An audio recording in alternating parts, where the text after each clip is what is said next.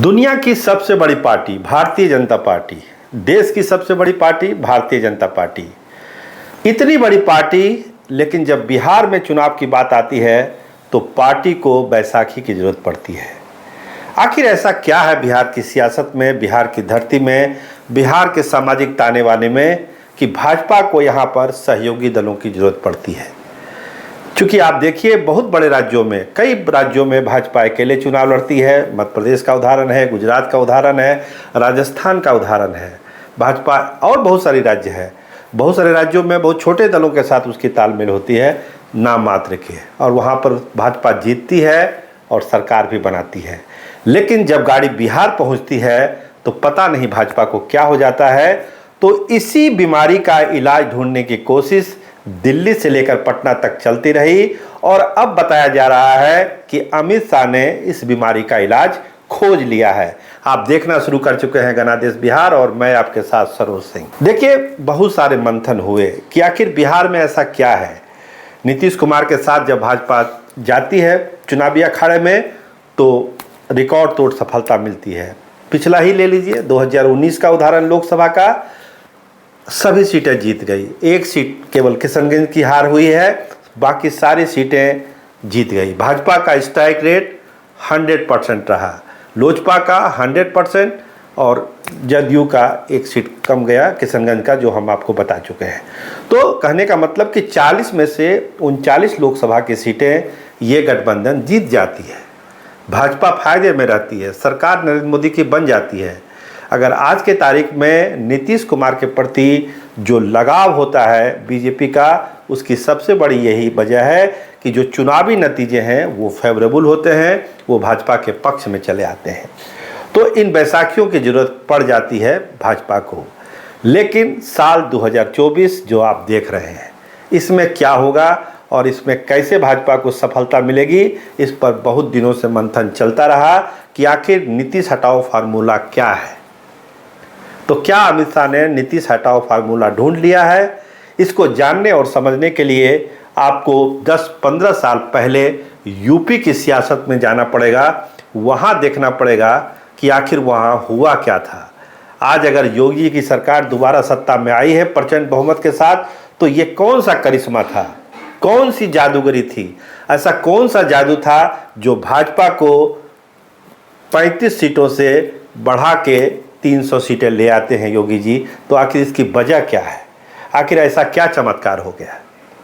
तो देखिए, जो इतिहास में आप जाएंगे तो आप जरूर देखेंगे कि बसपा कैसे कभी भाजपा के साथ, कभी सपा के साथ मिलके अब राजनीतिक सुख भोग रही थी, नतीजे आ रहे थे, बसपा को फायदा हो रहा था, कभी भाजपा के साथ रहकर, कभी सपा के साथ रहकर। तो एक मंथन भाजपा के स्तर से हुआ कि भाजपा को सफलता तभी मिलेगी जब लड़ाई आमने सामने की होगी। जब तक लड़ाई आमने सामने की नहीं होगी, भाजपा कुछ नहीं कर पाएगी, उसको फिर बैसाखी की जरूरत पड़ेगी। तो एक रणनीति तैयार हुई कि बसपा को माइनस कैसे किया जाए। बसपा का जो वोट बैंक है, अगर भाजपा के खाते में आ जाएगा तो बसपा खुद जमीन पर आ जाएगी। और उसी का होमवर्क हुआ। जितने गैर जाटव थे, जितने गैर यादव एससी थे, उनके वोटों को भाजपा ने मिलाना शुरू किया। छोटे छोटे दलों के साथ एक अलायंस बनाया ताकि उन वोटों को अपने साथ जोड़ सके। नतीजा क्या हुआ? विधानसभा के चुनाव में, लोकसभा के चुनाव में बसपा कहीं की नहीं रही, 0 बटा सन्नाटा। तो आखिर ये जब रिजल्ट आ गया तो भाजपा को ऐसा लगा कि अगर हम अपने प्रतिद्वंदी के साथ आमने सामने की लड़ाई लड़ते हैं और ऐसा सामाजिक ताना बाना बनाते हैं कि जो गैर यादव शेड्यूल कास्ट का वोट है, जो दलितों का वोट है, उसको हम अपने पाले में कैसे ला सकते हैं। इसी फार्मूले को बिहार में आजमाने की कोशिश काफ़ी दिन पहले से शुरू हुई। और आप जो अभी देख रहे हैं कि छोटी छोटी पार्टियों को भाजपा मिला रही है अपने पास, तो उसका लब्बो लुबाब यही है कि जो नीतीश कुमार का अपना वोट बैंक है, उसको भाजपा अपने पास लाना चाह रही है। चाहे वो कुर्मी वोट हो, कोयरी वोट हो, अति पिछड़ा का वोट हो, जो भी वोट उनके साथ है जो जाता है, जो उनको वोट करता है। आप देखिए कैसे कुशवाहा के लिए सर्जिकल स्ट्राइक हो रहा है। एक एक कुशवाहा वोट भाजपा के खाते में आ जाए, इसके लिए नागमणि से भी मुलाकात अमित शाह कर रहे हैं। तो इसका मतलब समझिए कि इरादा क्या है अमित शाह का।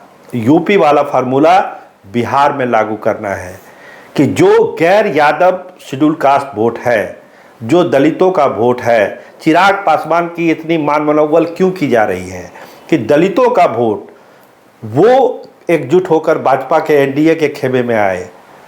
कुशवाहा को अध्यक्ष बनाया गया, तमाम सीनियर लोगों को दरकिनार कर सम्राट चौधरी को बिहार भाजपा का अध्यक्ष बना दिया गया। तो इसके मायने समझने की जरूरत है कि आखिर भाजपा ने फार्मूला क्या बनाया है। तो फार्मूला बहुत साफ है कि बिहार के सियासत में नीतीश कुमार को माइनस कर दीजिए और राजद के साथ लड़ाई लड़िए। देखिए रिजल्ट आना शुरू हो जाएगा, चाहे वो लोकसभा का चुनाव हो या फिर विधानसभा का चुनाव हो, रिजल्ट आना ही आना है।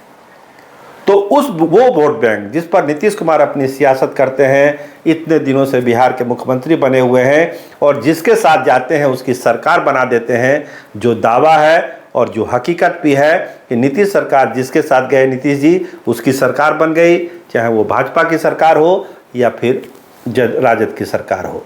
देखिए एक और बड़ी वजह है कि जो चुनाव हुआ पिछला 19 का, उसमें भाजपा ने जो सीटें लड़ी अपनी 17 सीटें, वो सीट थी जहां पे अपर कास्ट का डोमिनेशन था, जहां पर ज़्यादातर प्रत्याशी अपर कास्ट के जीते।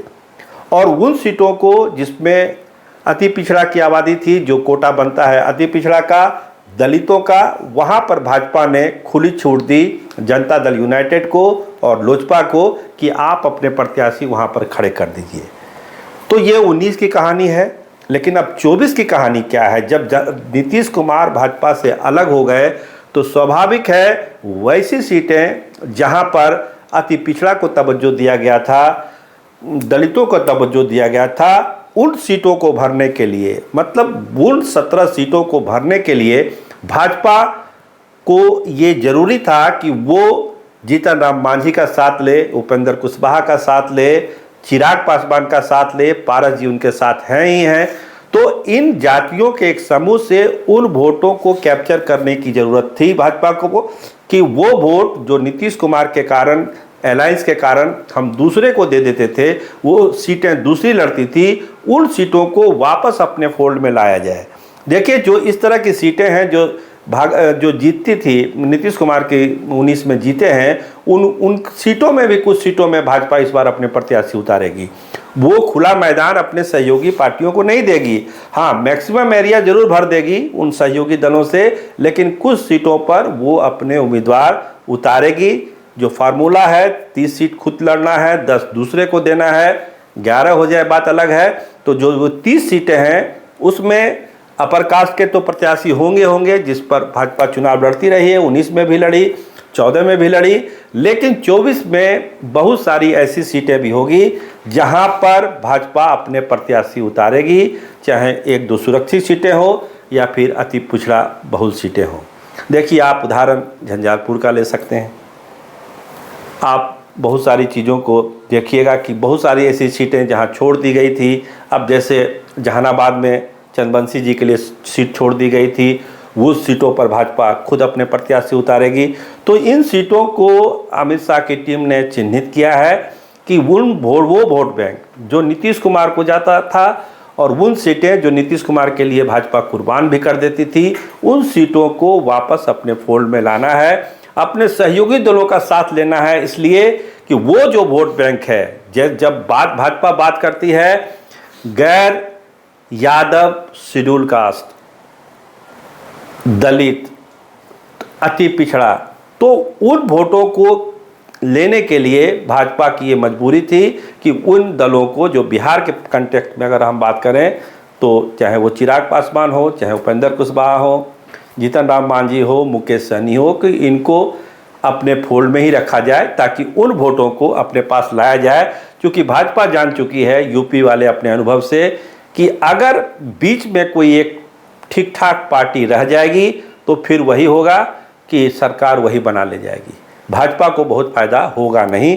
इसलिए भाजपा चाहती है कि नीतीश कुमार का वोट बैंक माइनस किया जाए और राजद के साथ आमने सामने की लड़ाई लड़ी जाए 2024 में भी और फिर 25 के विधानसभा चुनाव में भी, ताकि भाजपा अपने बलबूते सरकार बना सके, जैसा कि उत्तर प्रदेश में हुआ और देश की सियासत में हो रहा है। तो अमित शाह का यह फार्मूला कैसे बिहार की ज़मीन पर उतरता है, ये देखना दिलचस्प होगा कि ये फार्मूला वो उतार पाते ही नहीं पाते हैं। देखिए, बहुत लोगों दलों से तो उनकी बात हो ही गई, आप भी जान रहे हैं। चिराग को लेकर बस फैसला होना है कि चिराग क्या करेंगे। चिराग के लिए भी कहा जा रहा है कि उनको भी मना लिया गया है एनडीए के फोल्ड में आने के लिए, और सीटें कैसे कैसे बटेगी इस पर भी तैयारी भाजपा की हो चुकी है। बहुत जल्द भाजपा अपने पत्ते खोलना शुरू करेगी। वो चाहती है कि बहुत ही एग्रेसिव तरीके से इस बार चुनाव लड़ा जाए और ये जतलाया जाए कि न केवल 24 में बल्कि 25 के विधानसभा चुनाव में भी भाजपा अब पीछे मुड़कर देखने वाली नहीं है। तो देखिए अमित शाह का फार्मूला बिहार में कितना काम आता है। कैमरामैन रामनंदन के साथ मैं सरोज सिंह, धन्यवाद, नमस्कार।